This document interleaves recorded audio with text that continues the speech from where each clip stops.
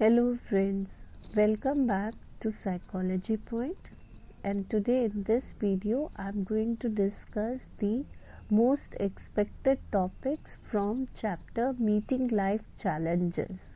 So let's start. Okay, so आपने देखा होगा this chapter is quite easy and the weightage of this chapter is also very less in comparison to chapter 1 and 2. It is only of 9 marks. But yes, some questions you will see in the paper which I feel जो मेरे हिसाब से expected topics हैं वो हैं cognitive theory of stress by Lazarus. इसको तो ज़रूर से ज़रूर प्रिपेयर करिएगा. इसमें ये बताया गया है कि कैसे इंडिविजुअल स्ट्रेसफुल सिचुएशन को परसीव करता है.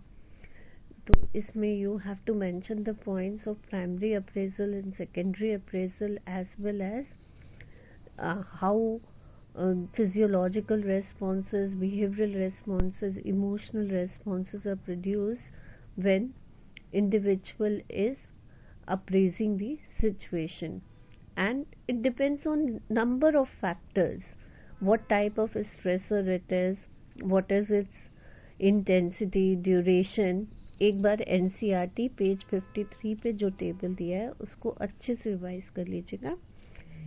क्योंकि मैं ये वीडियोस आपको पता है जो एक्सपेक्टेड टॉपिक्स वाले बना रही हूँ उसमें बहुत ही क्रिस्प होके केवल टॉपिक्स पे एम्फसाइज कर रही हूँ. इसके बाद मैं डिटेल्ड वीडियोस बनाऊंगी. बहुत ही जल्द आप देखेंगे मेरे चैनल पर कि क्वेश्चंस भी अभी भी हैं अपलोडेड, और new questions of these chapters also I have started making. जल्दी से जल्दी अपलोड कर सकूंगी ताकि आप एग्जामिनेशंस के लिए अच्छे से प्रिपेयर कर पाएँ. तो चलिए सेकंड टॉपिक जो इम्पोर्टेंट है that is GAS model. It is very important. इसमें स्टेजेस हैं. आर के से आप याद कर सकते हैं. These stages are R. R means A for alarming stage, resistance stage and exhaustion stage. उसके बाद आप आ जाइए जो वेरी वेरी इंपॉर्टेंट है कोपिंग स्ट्रैटेजीज. और कोपिंग स्ट्रैटेजीज से रिलेटेड ऑब्जेक्टिव क्वेश्चंस भी बहुत बनते हैं इसमें. तो आप बस एक बार कोपिंग स्ट्रैटेजीज को समझ लीजिएगा. अगर आपका कंसेप्ट क्लियर होगा तो आपको इससे रिलेटेड ऑब्जेक्टिव करने में कोई भी दिक्कत नहीं आएगी.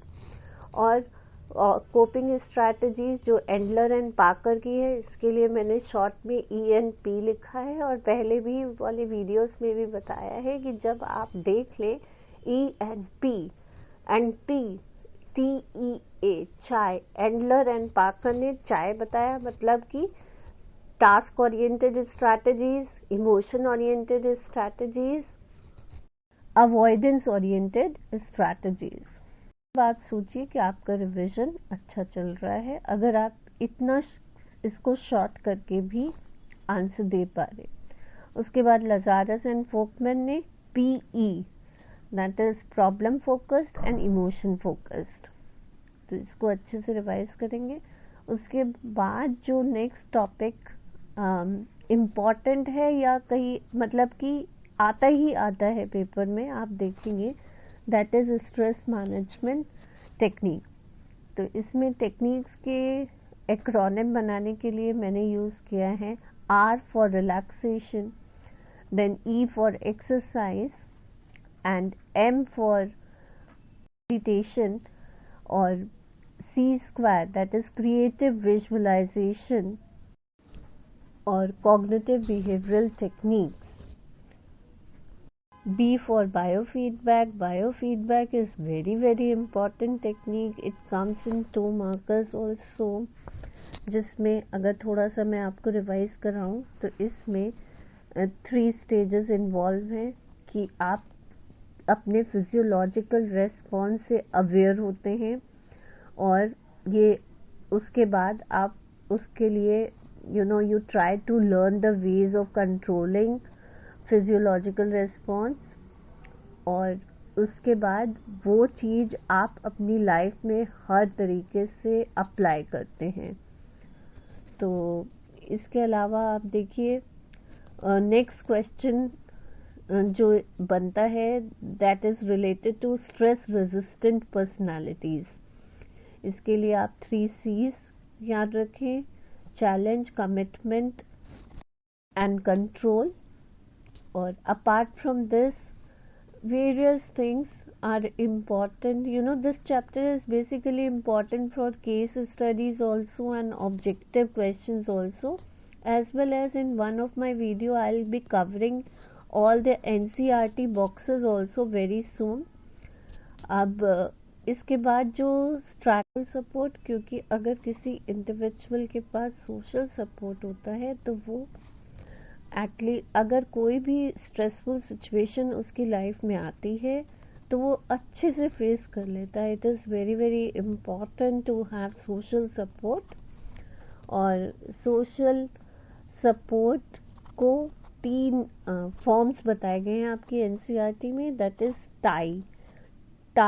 टी फॉर टेंजिबल सपोर्ट, जिसमें इंडिविजुअल को मटेरियल एड की हेल्प मिल जाए, जैसे कि मनी, गुड्स की तरीके से कोई आपके ऐसे फ्रेंड्स हो जो आपको हेल्प कर सकें या इंफॉर्मेशन प्रोवाइड कर सकें। जैसे अभी एग्ज़ाम्स आ रहे हैं तो आपको कोई, जैसे अगर मैं प्रोवाइड कर रही हूँ तो that could act as an information support कि कैसे पेपर करना चाहिए, क्या क्या इम्पोर्टेंट क्वेश्चंस आएंगे। उसके बाद फ्रेंड्स जो हैं आपको इमोशनल सपोर्ट भी प्रोवाइड करते हैं। तो इस चैप्टर को एक जनरल पॉइंट ऑफ व्यू से अच्छे से पढ़िए, अच्छे से एंजॉय करिए इस चैप्टर को। It's very important from the point of view of your life children. और right now I have told you that these topics you prepared these topics I am expecting to see in the paper this year. और अब बहुत ही कम दिन रह गए हैं, तकरीबन 50 days रह गए हैं आपकी साइकोलॉजी एग्ज़ाम के लिए। तो आप लोगों से मतलब आई एम एक्सपेक्टिंग ऑल्सो कि आप सभी पढ़ रहे होंगे अच्छे से। और अगर आपके प्रायर पेपर्स, वैसे बहुत बच्चे फिजिक्स, केमिस्ट्री, मैथ्स में ज़्यादा ध्यान देते हैं, ज़रूर दीजिए, लेकिन कम से कम 1 घंटा दिन में आप साइकोलॉजी के लिए निकालिए। क्वेश्चन पेपर प्रैक्टिस करिए, सैम्पल पेपर्स प्रैक्टिस करिए और हमारे वीडियोस आप सुनते रहिए। इससे भी आपका रिवीजन अच्छा होता रहेगा। और आज का ये वीडियो भी मुझे एक मैम ने रिक्वेस्ट किया था, लिपि मैम है, उन्होंने रिक्वेस्ट किया था कि पहले के वीडियोस आपको पसंद आ रहे हैं और ये वीडियो आप बनाइए।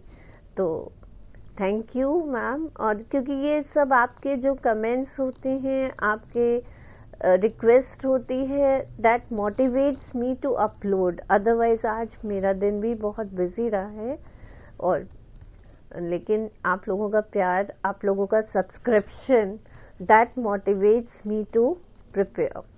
Thank you. मिलते हैं जल्द ही नेक्स्ट वीडियो में।